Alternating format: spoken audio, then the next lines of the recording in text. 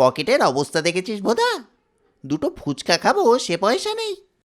আমারও তো একই হালত রে হাদা, কিন্তু তোর মাথায় তো নানা রকম আইডিয়া বেরোয়, তো একটা আইডিয়া বের কর না রে। হ্যাঁ, কিছু একটা তো করতেই হবে।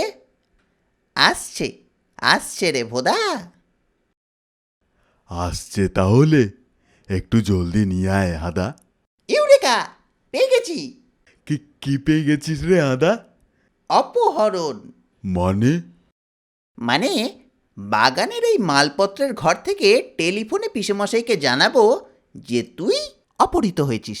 তারপর কিছু পরে পিসেমশাইয়ের কাছে মুক্তিপঞ্চের টেলিফোন যাবে।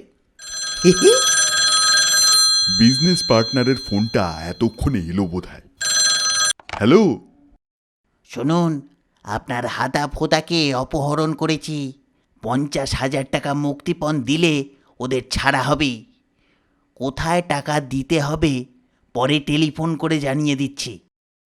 দক্ষিণ পাড়ার ফুটবল খেলার মাঠের ধারে একটা পুরো মন্দির আছে, আপনি ওখানে টাকা নিয়ে যাবেন।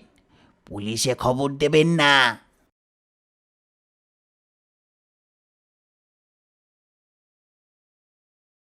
ওদিকে ওধার থেকে যা বলছে বলুক, এই তালে আমি একটু তালাশ করে দেখি।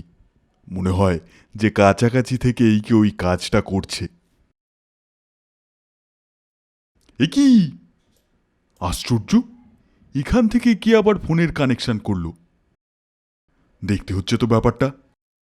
তার দেখছি জালনা গলে বাইরে যাচ্ছে। সর্বনাশ, ছেলে দুটোকে কারা যে অপহরণ করলো, আবার এদিকে যে আমার ফোনের লাইন ট্যাপ করে নিয়ে আমার ফোনের বিলের অঙ্ক বাড়ানোর বন্দোবস্ত করেছে। এ তো সাংঘাতিক ব্যাপার। এ কি, এ তো দেখছি আমার বাগানের মালপত্র যন্ত্রপাতি রাখার ঘরে তার ঢুকছে। পুলিশকে খবর দিলে ওরা লাশ হয়ে যাবে, তাই কিছু ফাঁস না করে 100 টাকার নোটে টাকাটা আনবেন। আমার কান ধরে টানছে কেন?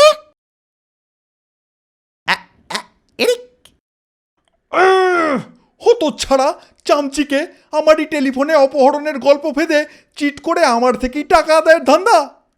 এবার এই টেলিফোন দিয়েই তোকে ঢিট করে ছাড়বো, বিটলে বদমাইশ কোথাকার।